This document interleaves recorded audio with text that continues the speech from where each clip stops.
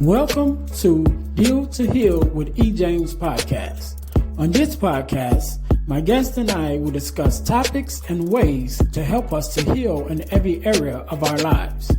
I believe that everyone can live a life that is happy, healthy, and whole. So I'm on a mission to help people to deal, heal, and fulfill. Deal with your problem, heal from the pain, and fulfill your purpose. Thanks for tuning in. Let's get to it.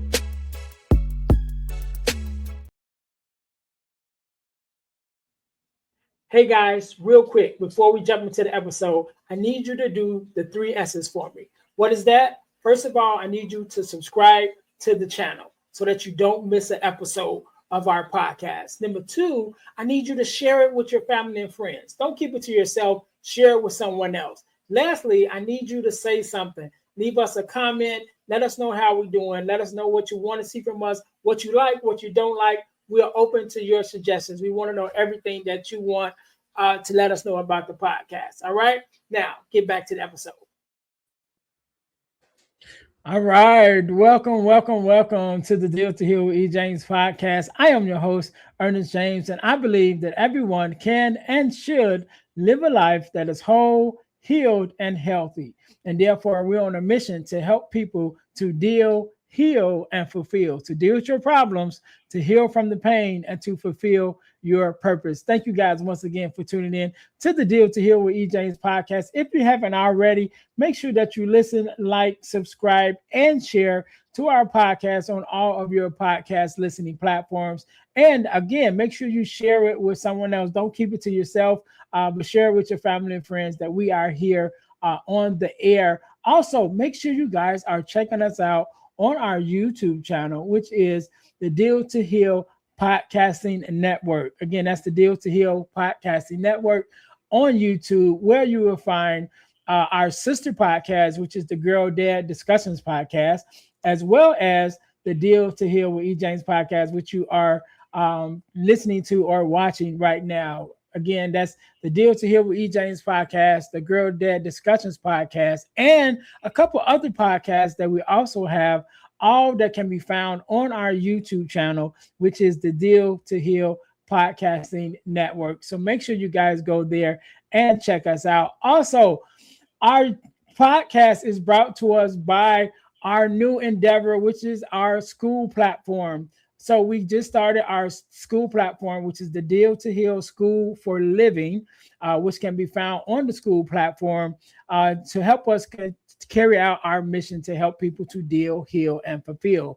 Again, deal with your problems, heal from the pain, and fulfill your purpose by bringing you resources and workshops to help you through the different things in different areas of your life. So make sure you guys go and check us out on the school platform, which is the Deal to Heal School for Living. The first week is absolutely free, so you can go there, check it out for 7 days, see if you like it, take part of some of the workshops that are available.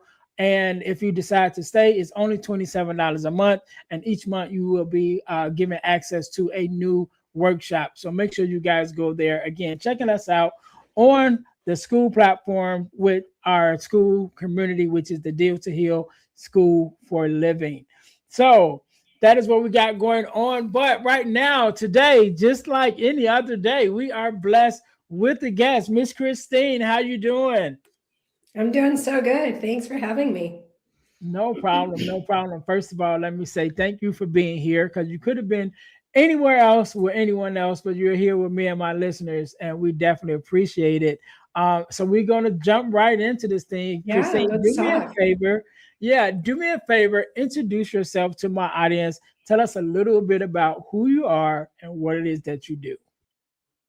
Thank you. My name is Christine, and I'm a holistic transformation guide, and that sounds a little fancy, but I've had multiple sclerosis for 20 years, and I've been on my own healing path and healing with a lot of health conditions, chronic health conditions, not just MS. And doing all of that naturally and successfully, as the case is. But then I realized that I was kind of going about it on a lot of the wrong ways. And I discovered way of healing insofar as working with your nervous system. And it's kind of like a catchphrase these days. A lot of people are using that word. And, but I think it's a very important modality. And I think that, especially the culture at large and the world we're living in, a lot of us could use some insight in how our nervous system wants to heal and how we keep our own nervous system dysregulated, actually, despite our best efforts. So I'm looking forward to the conversation. Yes, I am too. I am too because when I read, the bio that you sent to me, and you mentioned about, different ways and different things that you've healed yourself from, and I shared with you that I'm kind of on this natural healing journey myself, and really trying to get into natural remedies because I don't like medicine. I never have. Um, but I'm getting older, and and the bodies are starting to tell me different things. Like, all right, there are different areas I need to pay attention to. And so, that being said, I've been trying to find some natural ways to, just become healthier, moving more. I started hiking, so I, hike, and last year I did my first two 5Ks. Uh, Wow, that's amazing. yeah, yeah, and looking forward to doing. I want to do three this year, and so yeah, just trying to be overall healthy and getting myself where I want to be.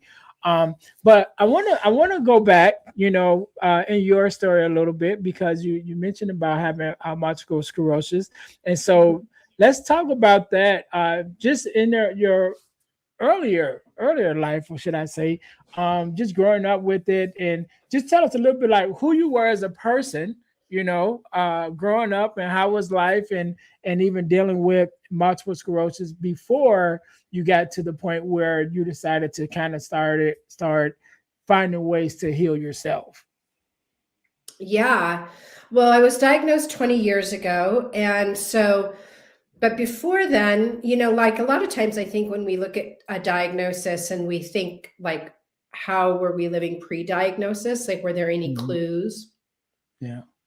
that that's what I had, right? I think that's really normal and natural for us to do. And I didn't really think that I ever had any symptoms of like a nervous, it's a chronic condition of the nervous system, but I didn't have any symptoms. I felt like I was a perfectly healthy person, which is Mhm. ironic. And 20 years later, what I know about that is makes me laugh to just say it.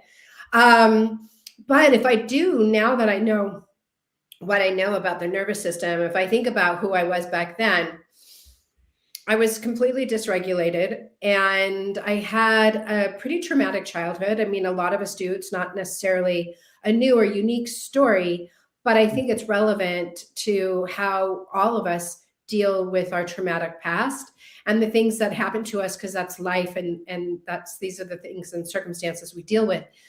But a lot of us never learn to deal with those things and then they create the person that we become Mhm. and unwittingly so if I look back then I think I identify more as somebody who had absolutely no relationship with my nervous system and that I created an entire life based on all of the traumas and the difficulty things that I dealt with in my youth and my early adulthood that I had no connection to. Mhm. I didn't recognize it in the same way that I do today. So for sure, I was a much different person a long time ago. Yeah, and I like what you said because I don't think many of us, and then probably even including myself at some point, really recognizes how much our um, our body and our nervous system affects our day to day, affects our thinking, and the traumas that we have. That's where I want to go. The traumas and the experiences that we have in our life, how much it does affect our body. A lot of Yes. times we think if it's not a physical something that happens to us, it's like, oh, well, I'm okay. Like my body's okay. But it's like, no, there are books like The Body Keeps Score. And there's a book called The Garden Within by Dr. Anita Phillips was one of my favorite books, which really goes into, how your body affects, everything. Your body is affected by your emotions and different things like that. But I don't think that a lot of times we even pay attention to that. We think that, we have these experiences when we're younger, or we just have these traumatic experiences, in our lives. And we think that because they weren't necessarily physically traumatic, that it doesn't really affect our bodies like that. But it's been known and been found that, different things, even just stress and holding in stress and things of that nature, that when you just hold it in and without processing it, that it starts to affect your body. And I don't think that we necessarily pay attention to that. Most of us. We don't. And what you said is so true, and it's exactly the truth. We Mm, wear our traumas, unprocessed grief traumas. We mm, wear them all over our body. They are everything. They're in us, they're outside of us. They're the decisions we create, they're the relationships that we have, they're the choices of our jobs. They're our relationship with the entire world. yeah, yeah. And I think what's interesting and fascinating, and I think that due to the work of these authors and a lot of the conversation that's starting to become more in, like I would say, like the zeitgeist, like we're starting to create a lot of conversations around Mhm, understanding that the nervous system is an important interface.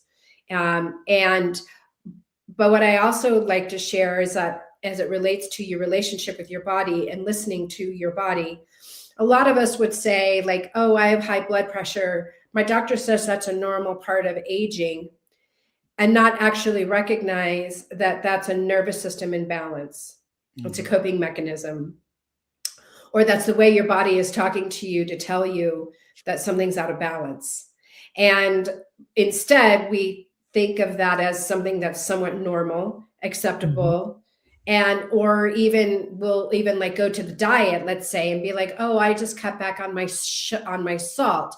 And it's mhm, like, well, yeah, of course there's definitely some dietary things that are not good for your blood, your sodium levels in your blood. But that kind of pales in significance to all of the stress of your job and the mhm. dissatisfaction you have in your relationships and all of those type of things that are actually fueling your hypertension.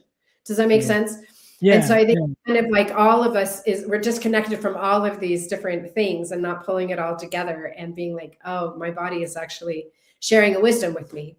Yeah, yeah. And so, and you mentioned about, when we're dealing with all of this, where our bodies are deregulated, right? And so Mhm. I know it's a fancy word to me, you know what I mean? Because it's like, all right, but what does it actually mean? It sounds good, but what does it actually mean? Because I like to, you know, uh I'll just say it this way, especially in this generation. A lot of us didn't grow up with thesauruses, right? I did, but now it's like, what is a thesaurus? Like people don't even know what that is. You know what I mean? And so I like to understand, and I'm as being a speaker as well. I like to understand, because we use a lot of words that mean different things, that a lot of times we just take it and don't necessarily process like what we're actually being said, what's actually being said. Yep. And so when you say, the nervous system being deregulated, what exactly does that mean? And what are some of the signs maybe that we'll be able to recognize, like, oh, I think that's something that I may be dealing with. Yeah, that's such a good question because it's true. It's like one thing to go from like these esoteric conversations that are about concepts that, we're Mhm. looking for a thesaurus to sort of like, or our dictionary to be like, wait, what is that? I'm just trying to remember my high school biology class.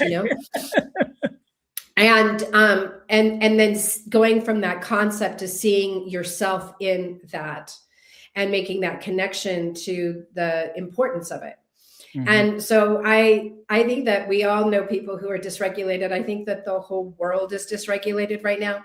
I think some of the common things are people who are emotionally triggered all the time, Mhm.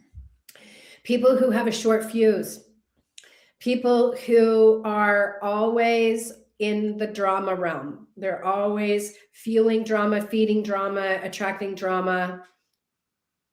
they're all about the drama. I used to be that person. Right. And people who have perpetually like dissatisfying jobs, relationships, partnerships, um, people just have no emotional regulation. Okay. They have a short fuse, or like any number of emotional, like it shows up a lot in our emotional processing. And either somebody's super shut off from the world and don't feel any emotions, or someone's could be like, it's a whole range of things because the whole range of emotions is huge. But it's when we don't have the capacity to hold our emotional space for our emotions, and then the emotions rule our life, and they become something where we create an identity from that, like I am an anxious person, as opposed to I'm experiencing anxiety right now.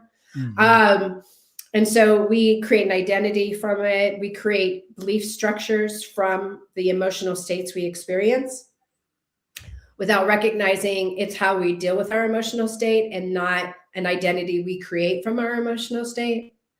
And then from that identity, we create belief structures. And from the identity and the belief structures, then we create stories, and then we create decisions. We make decisions like, Right. I'm an anxious person, so I'm going to avoid this circumstance to like keep myself safe from feeling anxiety. When actually, what if none of that is true? Yeah. What if none of that is true? What if it's all in? And then as a consequence, then you have like blood sugar issues, or you Mm-hmm. have other health conditions that you're treating separately and not even recognizing that it's your anxiety that's causing you to disrupt your digestive process. Yeah.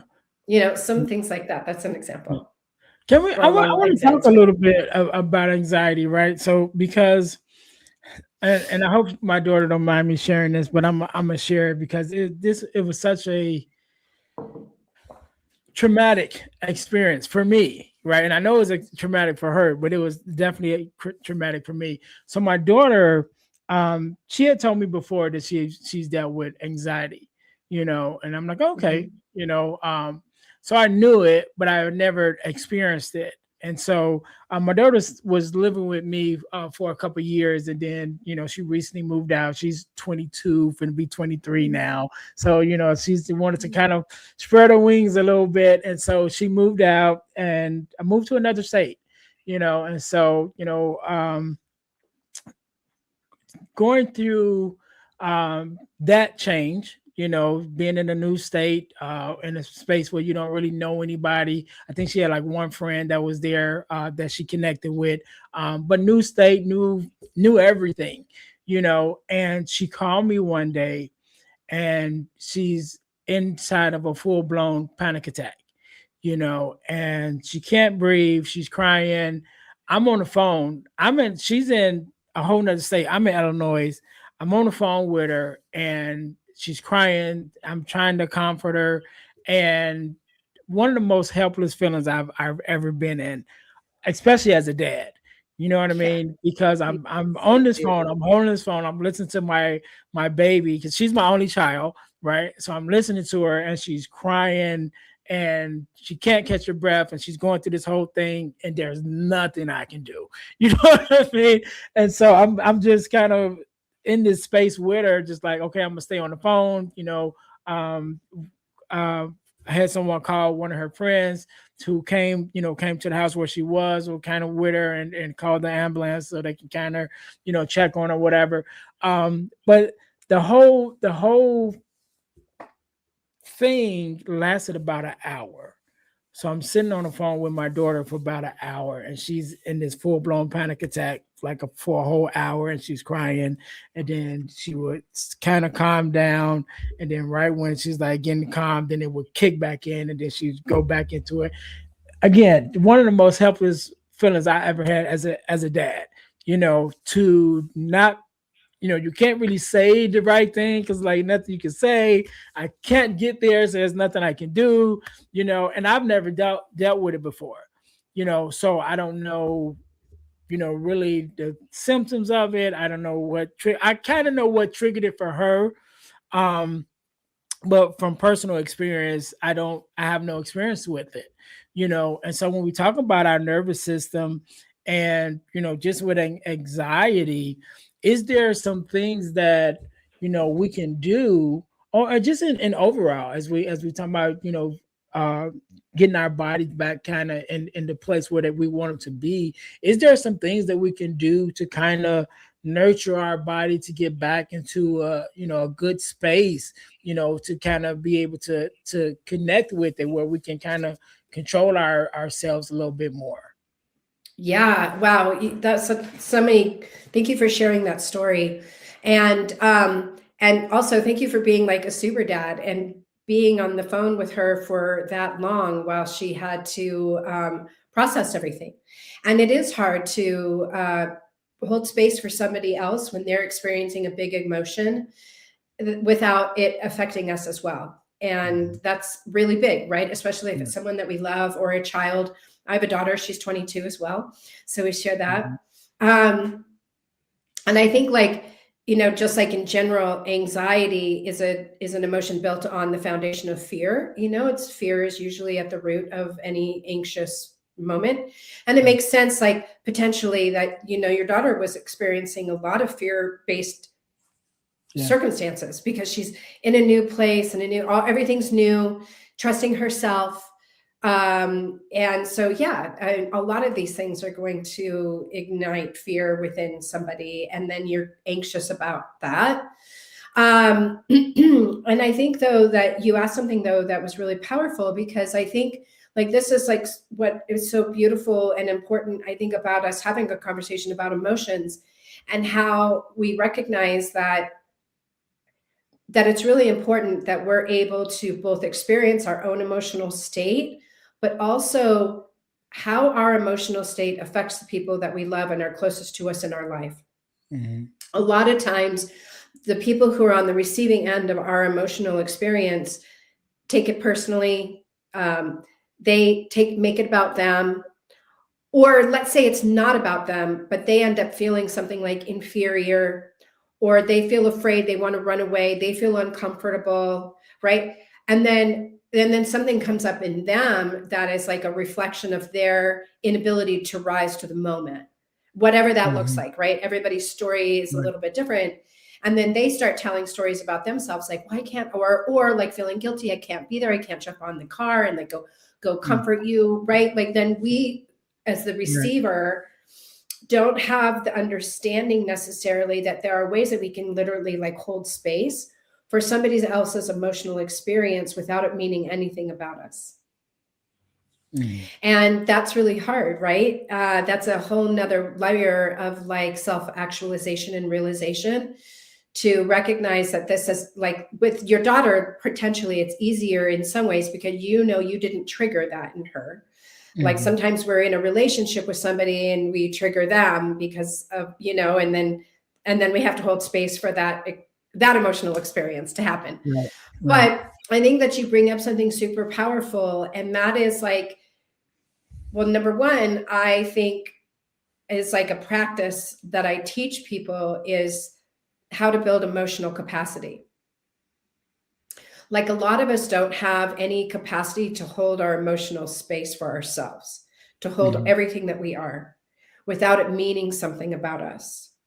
And that you can develop this strength and this resilience to, let's say, be like your daughter and have like this full-blown panic attack for an hour, which is super scary.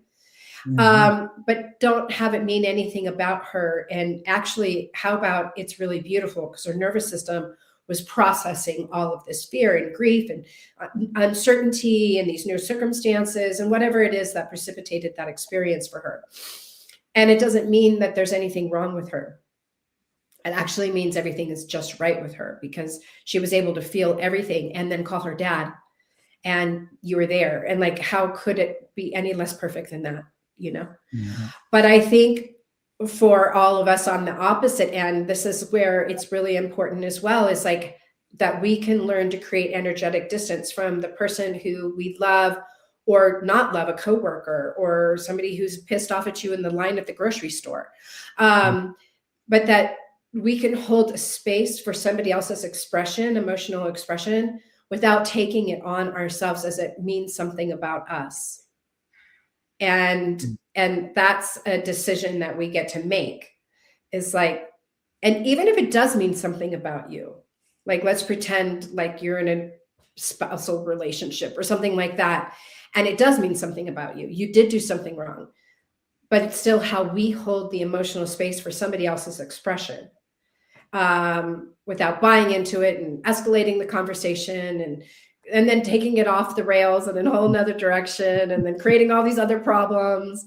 Do you know what I mean? And so I think if you have emotional regulation and I have emotional regulation, I can still be pissed off, but you can hold space for me to just be mad and just say, I'm really sorry that I caused you anger and I apologize. And like, you have emotional regulation, you can own the circumstance, you can apologize, you can hold space for her to be angry, and then you can hopefully move on. But a lot of us don't do that, do we? We like then create all these other problems, you know? And so I think what was really beautiful, like back to the circumstance with your daughter, is you just held space for her, and like, actually, there's nothing to fix. And this is what I teach people too, is like, when you're beginning to learn to hold your own emotional space, a lot of times we don't know what to do during that time as we're feeling all these things, because it's uncomfortable to feel a lot of emotions running through our body. It's really uncomfortable. And we don't normalize that in our society. And so what I suggest during this time is you have a little mantra, and the mantra is, there's nothing to fix. Your body's doing what your body's supposed to do. This is completely normal. We pathologize it and make it not normal, societally, culturally, and that's something I'd like to see change. And it's just like so beautiful. Like, if you were able to, you held the space for your daughter to have her meltdown, and even though internally you were quaking and wishing that you could be there, wrapping your arms around her and consoling her, but just your strength and resilience of being there, and was probably incredibly healing for her, but also reassuring her that there's nothing wrong with you. It's completely normal for you to feel this way, and there's nothing to fix. You are allowed to have this full expression of like fear and incompetence or whatever it was that was wrapped up in her anxiety. And like, it's beautiful and it's okay. And like, your body just is experiencing this emotional state, but it doesn't mean anything about you. You are still strong enough to make these decisions. You are capable. You are a resilient young lady. And this is a normal part of just being a young adult. And it really is. Doubt yourself. And I know there was a lot of it, you know, just being an only child, right? I have 8 siblings, right? So I have nothing about that experience. but her being an only child, you know, and then you move from, you know, around your friends and your family and everything that you know, and go to a whole nother space. And like, now you don't, you know, you really, everything is brand new, you know. And I think that just was a lot for her, you know. And then it was around the holidays as well. So I think it was some, you know, loneliness kicked in a little bit too, because now you're away from everybody. So yeah, just a lot of things. Like I definitely understand why it happened. You know, it was just something that I never experienced personally, or as a observer, should I say? You know, even though this was like, you know, I couldn't see her, but I could hear her. You know, and so, but I just had never experienced that. You know, and so it was just one of those things. I was just, you know, like I said, just as a dad, one of the most helpless feelings I've ever been in. You know, So that being said, you know, when we think about, you know, not just anxiety, but just other, you know, different things that we deal with, what would be something that we could practice, you know, even on a day-to-day basis, or however so often, you know, while we're not having an episode, you know what I mean, to try to, you know, nurture ourselves, you know, while we're in a calm state, you know, so that when we are faced with some traumatic, you know, things or whatever, then we can kind of fall back on our practices or our training, in the midst of it, because we've already been kind of working on it. So is there any tools or any exercises or something like that that you could share with us, that we probably could do on a daily basis, just to kind of help us, keep ourselves together? Yeah, well, thank you for asking that. And yes, there is. I think, though, I think it goes back to what I was saying before, and maybe it's not always in the calm moments. In the calm moments, there's all sorts of things you can say to bolster yourself, like just normalizing your emotional expression is one Mhm. thing. Like, we don't have a lot of ways of doing that in our culture and our society, like I shared. Um, but one of the things that I do is I just think building emotional capacity is where we begin with all things. And anytime you find yourself triggered, it doesn't matter what it is. It doesn't matter what the circumstance is. If you can start to see that you are not that and actually learn to hold that emotional space and feel it for like 30 seconds, just 30 seconds, like, and trust your body is doing what it's supposed to do. And you don't need to like get in there with your mind and have it, like I said, have it mean something about you. But if you can just like practice holding the emotion that you're experiencing for 30 seconds, and you just sit with that, and during that time you tell yourself there's nothing to fix, Mm. just that, you will be shocked at what happens. You will be absolutely floored at what happens. Because over time, what ends up happening is the little things that irritate you and trigger you, or whatever, that's a popular word, they Mhm. actually stop bothering you. And then the amount of time that you're able to confidently, comfortably hold this uncomfortable feeling will also increase.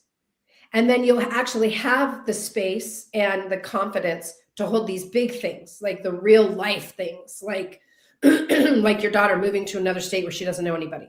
Mhm. That's like real life big stuff. Mhm. And then you have the confidence. And then the other thing that starts to happen from that is you start to listen to your body more. You start to trust yourself. A lot of times we don't have any trust in ourselves.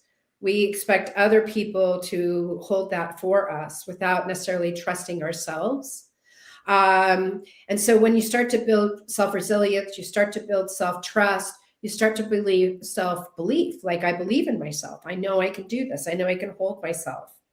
Then all of a sudden your entire world changes, and your health improves. And but I think the biggest, most important part of it, though, stepping aside from that emotional experience that we're holding, is like really recognizing that we don't have to fix all of these things. There's nothing to fix. Mhm. It's really about allowing yourself to feel the things that you feel, like you already talked about Mhm. that, and allowing yourself to feel those things without meaning anything about you. It's not your identity. It's just something you're experiencing, and you can experience things. You can experience something without it meaning anything about you. Yeah. And also, like, let's say you find yourself mad all the time and you're holding the space, it doesn't mean anything about me. I'm not a mad guy. I'm not fixing anything. But over time, you start to recognize, you know what? Every time I actually get mad, it's this one person. Or Mhm. actually, every time I get mad, it's this circumstance. Or then you start to create new relationship with the emotional experience that you're having. Does that make Yeah. sense? Yeah. You get more clarity around around Yeah. like the pattern or what it's trying to tell you. Or do you know, does that make sense? Yeah, it does. It does. Because it's kind of like, when you said it, I thought about a conversation I've had with a friend of mine, right? And they have one other sibling. It's only two of them, and they love each other, but they just don't get along. You know what I Yeah. mean? And so I'm having this conversation with them, and they're like, every time we get around each other, we always end up arguing. And so I said, well, how long, when you guys are around each other, how long are you around each other before it gets to the point where now you're arguing? And it's like, well, usually within, maybe 30 minutes, like we're around each other. It starts off, we're cool. We're like, hey, how you doing? We're hugging. About 30 minutes later, we're arguing about something. And so I said, well, that's where your boundaries need to kick in, right? So since you Yes. know that it's 30 minutes, around like 20 minutes, you need to, remove yourself. Even Hmm. just by removing yourself for a couple minutes, then that way when you come back, the 30 minutes starts over again. You know what I mean? And it just Yes. give Yes. give yourself, that boundary and that buffer to keep, from always arguing.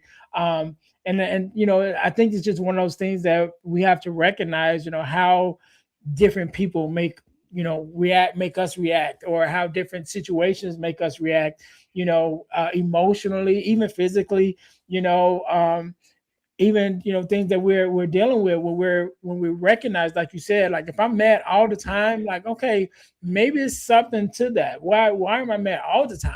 I remember I remember a comedian saying, if some people wake up and they're eating cereal, they're already mad. You're like, you mad at cereal? You know what I mean? You look at Captain Crunch and you're like smacking the Captain Crunch box, like, what are you doing?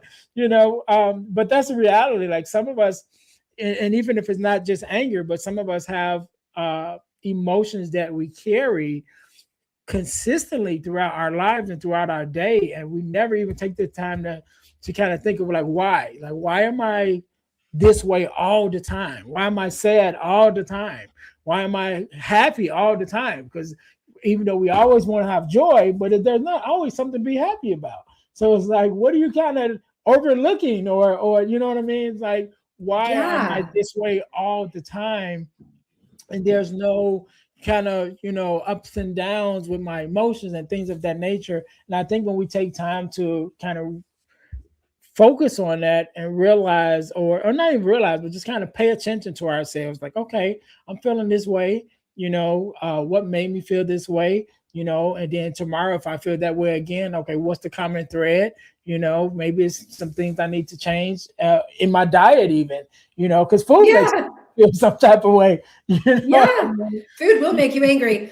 But I love what you just said too, because like playing on that idea of that, the siblings and the anger, it's like a lot of times we identify only with the anger because we don't actually allow ourselves to recognize what it is that's making us angry. Mhm. Every time I get angry because I don't feel heard, or I get angry because I feel disrespected, or I feel angry because you don't accept the life, that the choices that I'm making. Let's just say Mhm. Yeah. any of the Yeah. number of things. But you can choose to then address that, like with your sibling, for example, and be like, Mhm. I don't want us to fight every time. I don't like that we fight. It really bothers me that we get angry, but I feel like you don't accept the person that I am and the choices that I'm making, or whatever it is. Yeah. And like you can deal with the problem like that, and like really understanding what's behind the anger. But you don't really know that if you're just always reacting to the anger Mm. and saying, "He always pisses me off." You know what I mean? And it's like, but why? And so if Yeah. we don't allow ourselves to have the moment of introspection and the gift of the message that's coming through the emotion, Yeah. right? There's always a gift in any emotion that we're experiencing. And so it's like, if we don't allow ourselves to recognize that there's a purpose behind all of this, and that your job is to find out what the purpose is, and then that's how you heal, right? then Mhm. then you have a healing moment that you can have with, let's say, your sibling, to be like, this would be really healing for me because I just don't feel like you hear me or see me, or I'm just putting words in Mhm. your mouth. Yeah. But then that's the real healing moment, you know what I mean? Yeah. To own the thing that you need to express what it is to the other person, and have them, allow them an opportunity to either meet you or not, but that's on them. Yeah. But at least you've honored yourself by recognizing what it is that you actually do need, Yeah. instead of Yeah. being swept into this emotional state that's triggering your blood sugar and your blood pressure. And you're mad Yeah. at your cereal.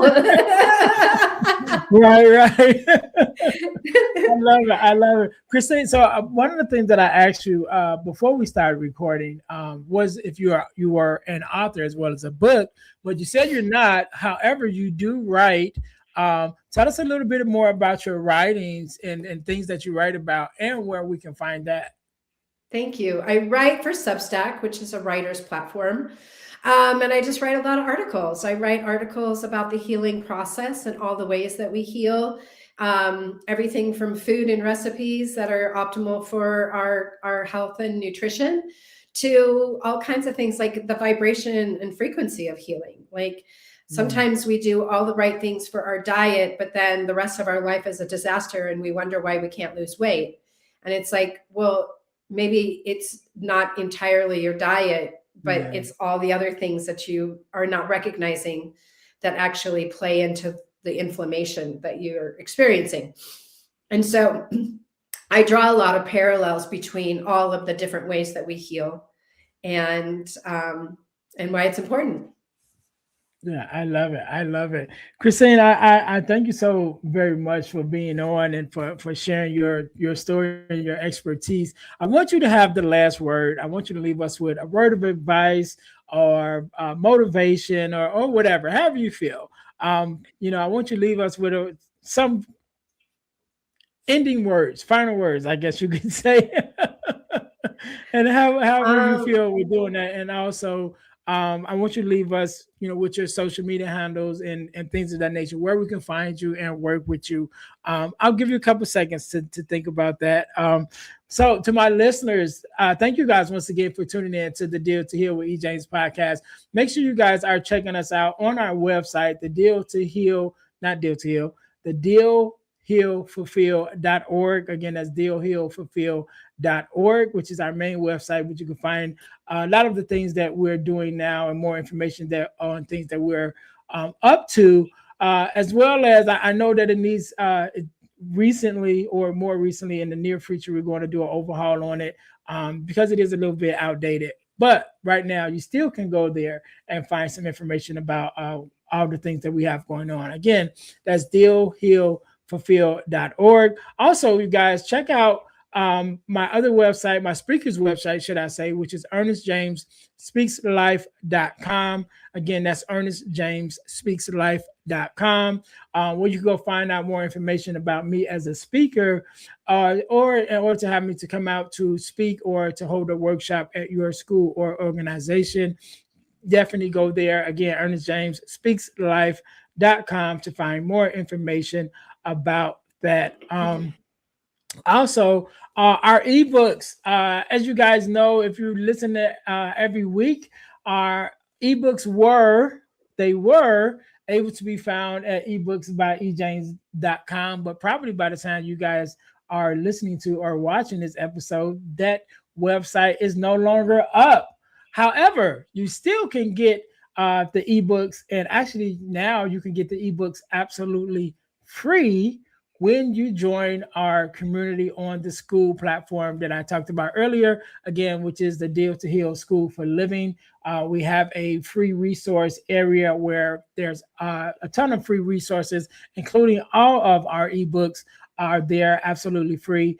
You guys can scan the QR code in the corner in order to go straight there and check us out. Again, the first 7 days is absolutely free, but you can go to the resources tab and you'll be able to get all of our ebooks absolutely free. You can download them all again when you go and join our school community. Also, Deal to Heal Tees, which is our inspirational t-shirt line. We are cutting back on a couple of the designs that we have, but that website is still up. Again, that's deal, the number 2, healtees.com, deal2healtees.com. Put some inspiration in your situation. Wear an inspirational tee and be inspired all day. That is our tagline. Make sure you guys go there and check out the inspirational tees that we have, including our podcast merch, which is our t-shirts with our podcast logos on it. There's one for the Deal to Heal with E. James podcast, as well as one for the Girl Dead Discussions podcast. So you guys can go there and check those out as well. Also, one of the things that I'm very proud about is over the last couple of years, I've been blessed to be a part of an organization called the Forgiveness Mission. And what we do, we have free virtual workshops bi-monthly talking about the area of forgiveness, forgiveness of self, forgiveness of others, even forgiveness of the world. Because we really feel that forgiveness is a lost art amongst us in our communities now.